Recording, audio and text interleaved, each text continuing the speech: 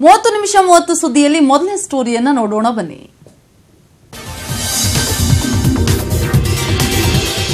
Cylinder ಸ್ಫೋಟಗೊಂಡು ಮನೆ ಸಂಪೂರ್ಣವಾಗಿ ಭಸ್ಮವಾಗಿದೆ. ದಾವಣಗೆರೆ ಜಿಲ್ಲೆ ಚನ್ನಗಿರಿಯ ಗೊಪ್ಪಿನಹಳ್ಳಿ ಗ್ರಾಮದಲ್ಲಿ ಘಟನೆ ನಡೆದಿರೋದು. ಘಟನೆಯಲ್ಲಿ ಓರ್ವ ಮಹಿಳೆ 34 ವರ್ಷದ ಅನಿತಾ ಗಾಯಗೊಂಡಿದ್ದು ಶಿವಮೊಗ್ಗದ ಮೆಗ್ಗಾನ್ ಆಸ್ಪತ್ರೆಗೆ ಅಡ್ಮಿಟ್ ಮಾಡಲಾಗಿದೆ. ಸಿಲಿಂಡರ್ ಸ್ಫೋಟಕ್ಕೆ ಮನೆ ಸಂಪೂರ್ಣವಾಗಿ ಭಸ್ಮವಾಗಿದೆ. ಹಾಗಾಗಿ ಮಹಿಳೆಯ ಸ್ಥಿತಿ ಕೂಡ ಗಂಭೀರವಾಗಿದೆ. ಪಾಲಾಕ್ಷಪ್ಪ ಅನ್ನೋರ ಮನೆಯಲ್ಲಿ ಸಿಲಿಂಡರ್ ಸ್ಫೋಟಗೊಂಡಿತ್ತು. ಸುದ್ದಿ ತಿಳಿದು ಅಗ್ನಿಶಾಮಕ ದಳದ ಸಿಬ್ಬಂದಿ ಬರುವ ವೇಳೆಗೆ ಮನೆ ಸುಟ್ಟು ಭಸ್ಮವಾಗಿತ್ತು. ಮಂಡ್ಯದ ಬೆಳ್ಳೂರು ಪಟ್ಟಣ ಪಂಚಾಯಿತಿಯಲ್ಲಿ ಕಾಂಗ್ರೆಸ್ನಿಂದ ಅಧಿಕಾರ ಕೈತಪ್ಪಿದೆ. ಮೀಸಲಾತಿ ಕಾರಣದಿಂದ ಬಹುಮತವಿದ್ದರೂ ಕಾಂಗ್ರೆಸ್ಗೆ ಅಧಿಕಾರ ಕೈತಪ್ಪಿದೆ. 13 ಸ್ಥಾನಗಳ ಪೈಕಿ 7ರಲ್ಲಿ ಕಾಂಗ್ರೆಸ್ ಗೆದ್ದಿತ್ತು. ಆದರೆ ಅಧ್ಯಕ್ಷ ಸ್ಥಾನ ಎಸ್ಟಿಗೆ ಮೀಸಲಾಗಿದೆ. 7 ಸ್ಥಾನ ಪಡೆದ ಕಾಂಗ್ರೆಸ್ನಲ್ಲಿ ಯಾರೂ ಕೂಡ ಎಸ್ಟಿ ಅಭ್ಯರ್ಥಿ ಇಲ್ಲ. ಹೀಗಾಗಿ 1ನೇ ವಾರ್ಡ್ನ ಜೆಡಿಎಸ್ ಅಭ್ಯರ್ಥಿ ಶಾಸಕ ಸುರೇಶ್ ಗೌಡ ಕಟ್ಟ ಬೆಂಬಲಿಗ ರಾಮಲಿಂಗಯ್ಯಗೆ ಅಧ್ಯಕ್ಷ ಸ್ಥಾನ ಒಲಿದಿದೆ. ಮೈಸೂರು ಪಾಲಿಕೆಯಲ್ಲಿ ಅಧಿಕಾರ ಹಿಡಿಯಲು ಬಿಜೆಪಿ ಹೈಕಮಾಂಡ್ ರಾಜ್ಯ ನಾಯಕರಿಗೆ ಸೂಚನೆಯನ್ನ ಕೊಟ್ಟಿದೆ. ಜಿಟಿ ದೇವೇಗೌಡ ಹಾಗೂ ಸಿದ್ದರಾಮಯ್ಯ ನಡುವಿನ ಮುನಿಸಿನ ಲಾಭ ಪಡೆದು ಹೇಗಾದರೂ ಮಾಡಿ ಮೈಸೂರು ಮಹಾನಗರ ಪಾಲಿಕೆಯಲ್ಲಿ ಅಧಿಕಾರ ಹಿಡಿಯಿರಿ ಅಂತ ಡೆಲ್ಲಿಯಿಂದಲೇ ಆದೇಶ ಬಂದಿದೆ. ಹೀಗಾಗಿ ಸ್ಥಳೀಯ ನಾಯಕರ ಮನವೊಲಿಕೆಗೆ ರಾಜ್ಯ ಬಿಜೆಪಿ ನಾಯಕರು ಮುಂದಾಗಿದ್ದಾರೆ. ಈ ನಡುವೆ ಅತಂತ್ರ ಫಲಿತಾಂಶವಿರುವಲ್ಲಿ ರಣತಂತ್ರ ರೂಪಿಸಲು ರಾಜ್ಯದ ಎಲ್ಲ ಕ್ಷೇತ್ರಗಳ ಉಸ್ತುವಾರಿಗಳಿಗೂ ನಾಯಕರು ಸೂಚಿಸಿದ್ದಾರೆ. ಎಲ್ಲೆಲ್ಲಿ ಕಾಂಗ್ರೆಸ್ ಜೆಡಿಎಸ್ ಕಿತ್ತಾಟ ಇದೆಯೋ ಅಲ್ಲಿ ರಣತಂತ್ರ ರೂಪಿಸಿ ಅಧಿಕಾರ ಹಿಡಿಯಲು ಪ್ಲಾನ್ ರೆಡಿ ಆಗ್ತಾ ಇದೆ. ಮಳೆ ಬಗ್ಗೆ ಸರಿಯಾಗಿ ಮಾಹಿತಿ ನೀಡಲಿಲ್ಲ ಅಂತ ಅರಸೀಕೆರೆ ಶಾಸಕ ಶಿವಲಿಂಗೇಗೌಡ ಹಾಸನದ ಜಿಲ್ಲಾ ಪಂಚಾಯಿತಿ ಸಭಾಂಗಣದಲ್ಲಿ ನಡೆದ ಸಭೆಯಲ್ಲಿ ಭೂವಿಜ್ಞಾನಿಯನ್ನ ತರಾಟೆ ತೆಗೆದುಕೊಂಡಿದ್ದಾರೆ.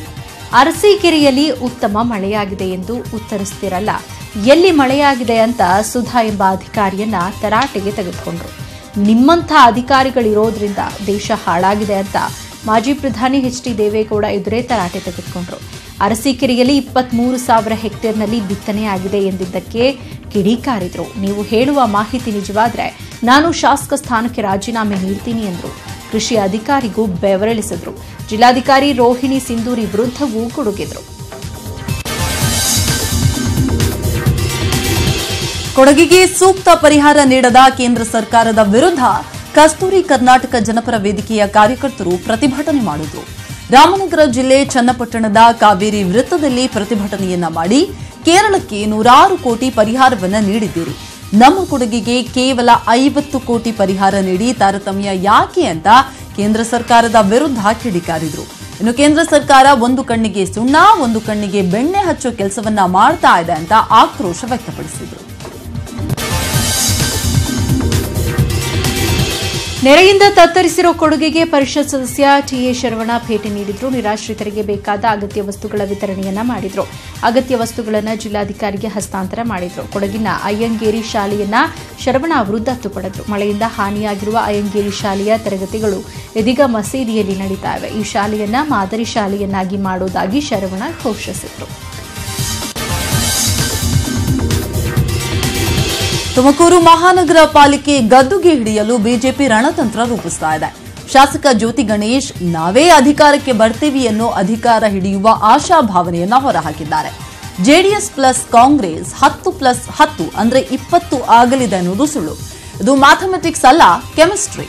ಜೆಡಿಎಸ್ ಪ್ಲಸ್ ಕಾಂಗ್ರೆಸ್ ಅಂದ್ರೆ ಅಬೋರ್ಷನ್ ಆಗಲಿದೆ ಅಂತ ಜ್ಯೋತಿ ಗಣೇಶ್ ಜೆಡಿಎಸ್ ಕಾಂಗ್ರೆಸ್ ಮೈತ್ರಿ ಸಾಧ್ಯತೆಯನ್ನ ವ್ಯಂಗ್ಯ ಮಾಡಿದ್ರು.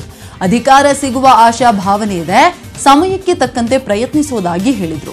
ಇನ್ನು ತುಮಕೂರು ಮಹಾನಗರ ಪಾಲಿಕೆಯಲ್ಲಿ ಬಿಜೆಪಿ 12, ಕಾಂಗ್ರೆಸ್ ಜೆಡಿಎಸ್ ತಲಾ 10 ಸ್ಥಾನಗಳನ್ನು ಪಡೆದುಕೊಂಡಿವೆ.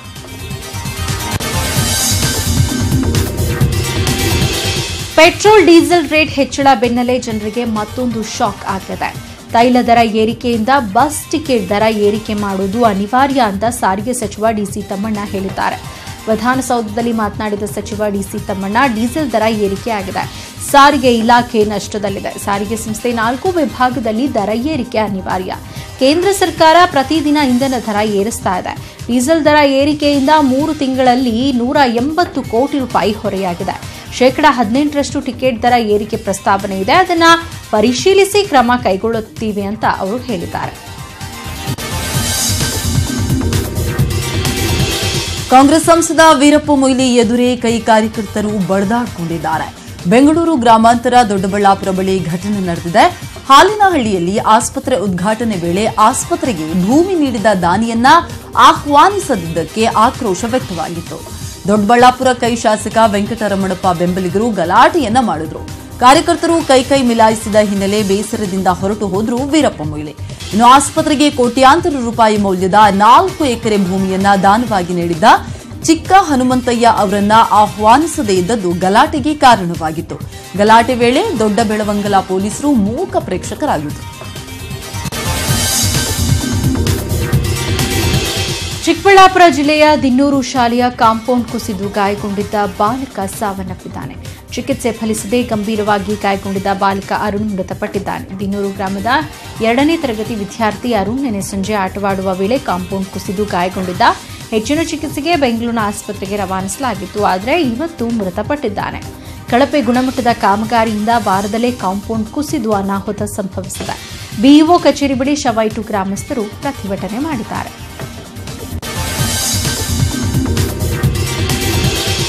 ಕೆಸಿ ವ್ಯಾಲಿ ಯೋಜನೆ ಮರುಜಾರಿಗೆ ಆಗ್ರಹಿಸಿ ಕರ್ನಾಟಕ ರಾಜ್ಯ ರೈತ ಸಂಘ ಹಾಗೂ ಹಸಿರು ಸೇನೆ ಹೋರಾಟಗಾರರು ಪ್ರತಿಭಟನೆ ನಡೆಸಿದರು. ಕೋಲಾರದಲ್ಲಿ ರಾಜ್ಯಾಧ್ಯಕ್ಷ ಕೋಡಿಹಳ್ಳಿ ಚಂದ್ರಶೇಖರ್ ನೇತೃತ್ವದಲ್ಲಿ ಬೃಹತ್ ಪ್ರತಿಭಟನಾ ಜಾಥಾ ನಡೆಸಲಾಯಿತು. ನಗರದ ಪ್ರವಾಸಿ ಮಂದಿರ ವೃತ್ತದಿಂದ ಮೆಕ್ಕೆ ವೃತ್ತದವರೆಗೂ ಬೃಹತ್ ಕಾಲ್ನಡಿಗೆ ಪ್ರತಿಭಟನೆ ಜಾಥಾ ನಡೆಸಲಾಯಿತು. ಈಗಾಗಲೇ ಕೆಸಿ ವ್ಯಾಲಿ ಯೋಜನೆ ನೀರು ಗುಣಮಟ್ಟ ಪ್ರಶ್ನಿಸಿ ಶಾಶ್ವತ ನೀರಾವರಿ ಹೋರಾಟ ಸಮಿತಿ ಹೈಕೋರ್ಟ್ನಲ್ಲಿ ಪ್ರಶ್ನಿಸಿದೆ. ನೀರಿನ ಗುಣಮಟ್ಟ ಪ್ರಮಾಣ ಪತ್ರ ಸಲ್ಲಿಸುವವರೆಗೂ ಕೂಡ ನೀರು ಹರಿಸದಂತೆ ಹೈಕೋರ್ಟ್ ಆದೇಶಿಸಿದೆ. ನೀರನ್ನ ಮತ್ತೆ ಹರಿಸುವಂತೆ ಕರ್ನಾಟಕ ರಾಜ್ಯ ರೈತ ಸಂಘ ಹೋರಾಟ ಮಾಡ್ತಾ ಇದೆ. ಸಂಬಂಧಪಟ್ಟ ಇಲಾಖೆ ಕಾನೂನು ತೊಡಕು ಶೀಘ್ರ ನಿವಾರಿಸುವಂತೆಯೂ ಮನವಿ ಮಾಡಿದ್ದಾರೆ. ಮಹಿಳೆಯ ಹತ್ಯೆ ಪ್ರಕರಣ ಸಂಬಂಧ ಪೊಲೀಸರು 6 ಆರೋಪಿಗಳನ್ನು ಬಂಧಿಸಿದ್ದಾರೆ. ಚಿಕ್ಕಮಗಳೂರು ಜಿಲ್ಲೆ ತರೀಕೆರೆ ತಾಲೂಕಿನ ದುಗ್ಲಾಪುರ ಆಗಸ್ಟ್ 18ರಂದು ಮಹಿಳೆಯ ಹತ್ಯೆಯಾಗಿತ್ತು. ಶಾಂತಂಬ ಎಂಬಾಕೆಯನ್ನ ಕೊಲೆ ಮಾಡಿದ್ದ ಆರೋಪಿಗಳಾದ ಓರ್ವ ಅಪ್ರಾಪ್ತ ಧರ್ಮರಾಜ್, ಅರುಣ್, ರಾಜಮಾಣಿಕ್ಯಂ, ವಿಜಯ್, ವೆಂಕಟೇಶ್ನನ್ನ ಬಂಧಿಸಲಾಗಿದೆ. ತೆಂಗಿನಕಾಯಿ ವ್ಯಾಪಾರ ಮಾಡುವ ನೆಪದಲ್ಲಿ ಬಂದು ಹತ್ಯೆ ಮಾಡಿದ್ದ ಹಂತಕರು 15,000 ರೂಪಾಯಿ ನಗದು ಸೇರಿದಂತೆ ಲಕ್ಷಾಂತರ ಮೌಲ್ಯದ ಚಿನ್ನಾಭರಣವನ್ನು ದೋಚಿ ಪರಾರಿಯಾಗಿದ್ದರು. ಕಾರದ ಪುಡಿ ಎರಚಿ ತಲೆ ಮೇಲೆ ಕಲ್ಲು ಎಸೆದು ಹತ್ಯೆ ಮಾಡಿದ್ದ ಹಂತಕರು ಇದೀಗ ಅಂಧರಾಗಿದ್ದಾರೆ. ಗ್ರಾಮ ಪಂಚಾಯತ್ ಕಚೇರಿಯೊಳಗೆ ಕಾಳಿಂಗ ಸರ್ಪವೊಂದು ಕಾಣಿಸಿಕೊಂಡಿತ್ತು.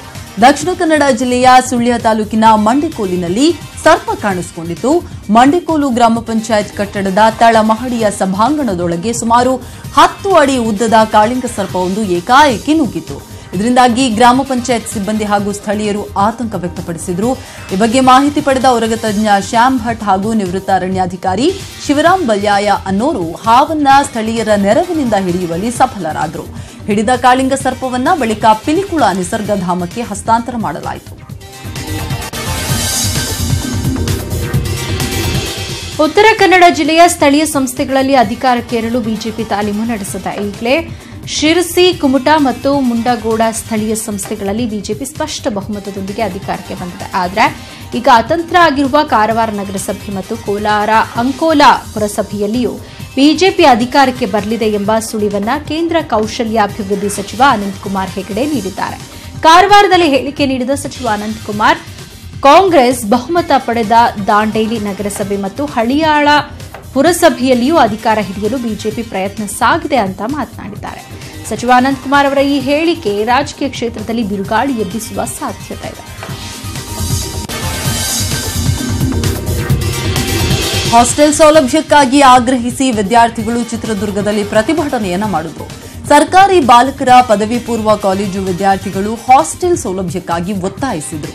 ಚಿತ್ರದುರ್ಗ ಜಿಲ್ಲಾ ಸಮಾಜ ಕಲ್ಯಾಣ ಇಲಾಖೆಯ ಪ್ರಕಟಣೆಯನ್ನ ಆಧರಿಸಿ ಮೆಟ್ರಿಕ್ ನಂತರದ ಹಾಸ್ಟೆಲ್ ಸೌಲಭ್ಯಕ್ಕಾಗಿ ಆನ್ಲೈನ್ ಅರ್ಜಿಯನ್ನ ಸಲ್ಲಿಸಿದ್ರು. ಆದರೆ ಇದುವರೆಗೂ ಹಾಸ್ಟೆಲ್ ಸೌಲಭ್ಯ ಮಾತ್ರ ಒದಗಿಸಿಲ್ಲ. ತಾಂತ್ರಿಕ ಸಮಸ್ಯೆಯ ನೆಪವೊಡ್ಡಿ ಸತಾಯಿಸ್ತಾ ಇದ್ದಾರೆ ಅಂತ ಹೇಳಿ ಆರೋಪಿಸಲಾಯಿತು. ಜಿಲ್ಲಾ ಸಮಾಜ ಕಲ್ಯಾಣ ಇಲಾಖೆಯ ಮುಂಭಾಗದಲ್ಲಿ ಹಾಸ್ಟೆಲ್ ವಂಚಿತ ವಿದ್ಯಾರ್ಥಿಗಳು ಪ್ರವೇಶಾತಿಗಾಗಿ ಅರ್ಜಿ ಹಿಡಿದು ಸೌಲಭ್ಯ ಕಲ್ಪಿಸುವಂತೆ ಒತ್ತಾಯಿಸಿದರು. ಕಳೆದ 1 ತಿಂಗಳ ಹಿಂದೆಯೇ ಹಾಸ್ಟೆಲ್ ಸೌಲಭ್ಯಕ್ಕಾಗಿ ಆನ್ಲೈನ್ ಅರ್ಜಿ ಸಲ್ಲಿಸಿದ್ದು ಉತ್ತಮ ಅಂಕ ಪಡೆದಿದ್ರೂ ಕೂಡ ಹಾಸ್ಟೆಲ್ನಲ್ಲಿ ಪ್ರವೇಶ ನೀಡಲು ಅಧಿಕಾರಿಗಳು ಹಾಗೂ ಹಾಸ್ಟೆಲ್ನ ವಾರ್ಡನ್ಸ್ ನಿರಾಕರಿಸಿದ್ದಾರೆ ಅಂತ ಹೇಳಿ ಆಕ್ರೋಶ ವ್ಯಕ್ತಪಡಿಸಿದರು.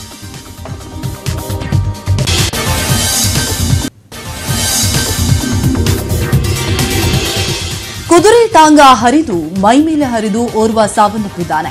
ಹುಬ್ಬಳ್ಳಿ ಜಿಲ್ಲೆಯ ಬೋಧನಗುಡ್ಡ ಬಸವಣ್ಣ ದೇವರ ಜಾತ್ರೆ ವೇಳೆ ಈ ಅವಘಡ ಸಂಭವಿಸಿದೆ. ಶ್ರಾವಣ ಮಾಸದ ಕೊನೆ ಸೋಮವಾರ ಹಿನ್ನೆಲೆ ಜಾತ್ರೆ ನಡೀತಾ ಇತ್ತು. ಈ ಸಂಭ್ರಮದಲ್ಲಿ ಬೈಕ್ ಮತ್ತು ಜಟಕ ಬಂಡಿಯ ರ್ಯಾಲಿ ಆಯೋಜಿಸಲಾಗಿತ್ತು. ಈ ವೇಳೆ ಕುದುರೆ ಟಾಂಗಾದಿಂದ ಕೆಳಗೆ ಬಿದ್ದ ವ್ಯಕ್ತಿ ಸ್ಥಳದಲ್ಲೇ ಸಾವನ್ನಪ್ಪಿದ್ದಾನೆ. ಕುದುರೆ ಟಾಂಗಾದಿಂದ ಕೆಳಗೆ ಬಿದ್ದ ರಭಸಕ್ಕೆ ಸ್ಥಳದಲ್ಲೇ ಸಾವನ್ನಪ್ಪಿದ್ದಾನೆ. ಜನ ಈ ದುರಂತ ನೋಡಿ ಒಂದು ಕ್ಷಣ ಅವಕ್ಕಾದ್ರು.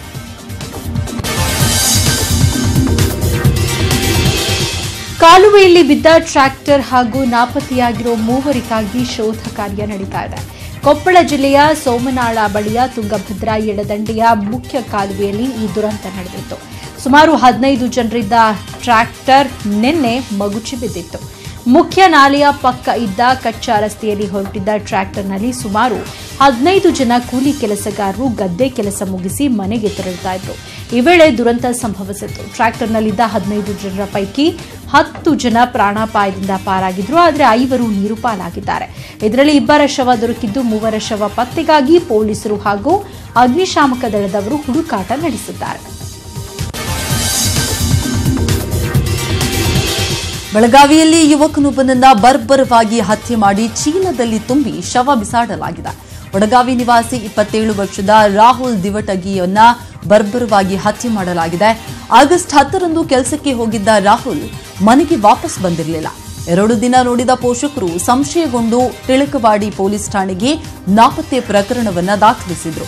ನಿನ್ನೆ ಮಹಾರಾಷ್ಟ್ರದ ಚಂದಗಢ ತಾಲೂಕಿನ ತಿಲ್ಲಾರಿ ಘಾಟ್ ಪ್ರದೇಶದಲ್ಲಿ ಯುವಕನ ಶವ ಪತ್ತೆಯಾಗಿದೆ. ದುಷ್ಕರ್ಮಿಗಳು ರಾಹುಲ್ನನ್ನ ಹತ್ಯೆ ಮಾಡಿ ಪ್ಲಾಸ್ಟಿಕ್ ಚೀಲದಲ್ಲಿ ತುಂಬಿ ಬಿಸಾಡಿದ್ರು. ಇನ್ನು ಈ ಭೀಕರ ಕೊಲೆಗೆ ಅನೈತಿಕ ಸಂಬಂಧವೇ ಕಾರಣ ಅಂತ ಶಂಕಿಸಲಾಗ್ತಾ ಇದೆ. ಟಿಳಕವಾಡಿ ಪೊಲೀಸರು ಆರೋಪಿಗಳ ಪತ್ತೆಗೆ ಬಲೆ ಬೀಸಿದ್ದಾರೆ.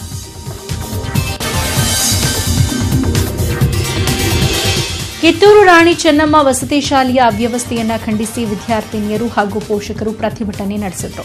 ಬೀದರ್ ಜಿಲ್ಲೆ ಹುಮ್ನಾಬಾದ್ ತಾಲೂಕಿನ ಘಾಟಬೋರಾಳ ಗ್ರಾಮದಲ್ಲಿ ಒಂದು ಘಟನೆ ನಡೆದಿದೆ. ಮೂಲಭೂತ ಸೌಲಭ್ಯಕ್ಕಾಗಿ ಆಗ್ರಹಿಸಿ ಕಳೆದ 2 ದಿನಗಳಿಂದ ತರಗತಿಯನ್ನು ಬಹಿಷ್ಕರಿಸಿ ಪ್ರತಿಭಟನೆಯನ್ನು ನಡೆಸಲಾಗ್ತಾ ಇದೆ. ಕಿತ್ತೂರು ರಾಣಿ ಚೆನ್ನಮ್ಮ ವಸತಿ ಶಾಲೆಯಲ್ಲಿ 245 ವಿದ್ಯಾರ್ಥಿನಿಯರು ಓದ್ತಾ ಇದ್ದಾರೆ. ಇಲ್ಲಿರುವ ಹೆಣ್ಣು ಮಕ್ಕಳ ಹಾಸ್ಟೆಲ್ನಲ್ಲಿ 2 ಕೋಣೆಗಳಿದ್ದು ಅದರಲ್ಲಿ ವಿದ್ಯಾರ್ಥಿನಿಯರು ಊಟ ವಸತಿ ಸೇರಿದಂತೆ ಇಲ್ಲೇ ಓದಬೇಕಾದ ಅನಿವಾರ್ಯತೆ ಇದೆ. ಇದರ ಜೊತೆಗೆ ವಿದ್ಯಾರ್ಥಿನಿಯರಿಗೆ ವಸತಿ ನಿಲಯದಲ್ಲಿ ಬಿಸಿ ನೀರು, ಕುಡಿಯುವ ನೀರು, ಊಟದ ಸಮಸ್ಯೆಯಿಂದ ಪ್ರತಿದಿನ ನರಕಯಾತನೆ ಅನುಭವಿಸುವಂತಾಗಿದೆ. ಇನ್ನು ಕಳೆದ 3 ದಿನಗಳಿಂದ ಫುಡ್ ಪಾಯ್ಸನ್ನಿಂದಾಗಿ 20ಕ್ಕೂ ಹೆಚ್ಚು ವಿದ್ಯಾರ್ಥಿನಿಯರು ಆಸ್ಪತ್ರೆಗೆ ದಾಖಲಾಗಿ ಚಿಕಿತ್ಸೆಯನ್ನು ಪಡೆದುಕೊಳ್ತಾ ಇದ್ದಾರೆ. ಇಷ್ಟೆಲ್ಲ ಅವಾಂತರಗಳಿದ್ರೂ ಅಧಿಕಾರಿಗಳು ಕ್ರಮ ಕೈಗೊಳ್ತಾ ಇಲ್ಲ ಅಂತ ಆಕ್ರೋಶ ವ್ಯಕ್ತಪಡಿಸಿದರು. ಶಿಕ್ಷಕನ ವರ್ಗಾವಣೆಯನ್ನ ವಿರೋಧಿಸಿ ವಿದ್ಯಾರ್ಥಿಗಳು ಪ್ರತಿಭಟನೆ ಮಾಡಿದ್ರು. ಗದಗ ತಾಲೂಕಿನ ಗಾವರವಾಡ ಗ್ರಾಮದಲ್ಲಿ ವಿದ್ಯಾರ್ಥಿಗಳು ಪ್ರತಿಭಟನೆ ನಡೆಸಿದ್ರು. ಇಂಗ್ಲಿಷ್ ಶಿಕ್ಷಕ ಜಯಕುಮಾರ್ ವರ್ಗಾವಣೆ ಆಗಿದ್ರು. 3 ವರ್ಷ ಗಾವರವಾಡದ ಶಾಲೆಯಲ್ಲಿ ಸೇವೆ ಸಲ್ಲಿಸಿದ ಶಿಕ್ಷಕರು ಟ್ರಾನ್ಸ್ಫರ್ ಆಗಿದ್ದಕ್ಕೆ ಮಕ್ಕಳು ಸೇರಿದಂತೆ ಪೋಷಕರು ಬೇಸರಗೊಂಡಿದ್ರು. ಹೀಗಾಗಿ ಇವತ್ತು ಶಾಲೆ ಮುಂದೆ ವಿದ್ಯಾರ್ಥಿಗಳು ಮತ್ತು ಪೋಷಕರು ಪ್ರತಿಭಟನೆ ಮಾಡಿದ್ರು. ನಮಗೆ ಅದೇ ಶಿಕ್ಷಕರು ಬೇಕು, ಅವರನ್ನ ಟ್ರಾನ್ಸ್ಫರ್ ಮಾಡಬೇಡಿ, ಕೂಡಲೇ ವರ್ಗಾವಣೆ ರದ್ದುಗೊಳಿಸುವಂತೆ ಆಗ್ರಹಿಸಿ ಪ್ರತಿಭಟನೆ ಮಾಡಲಾಯಿತು.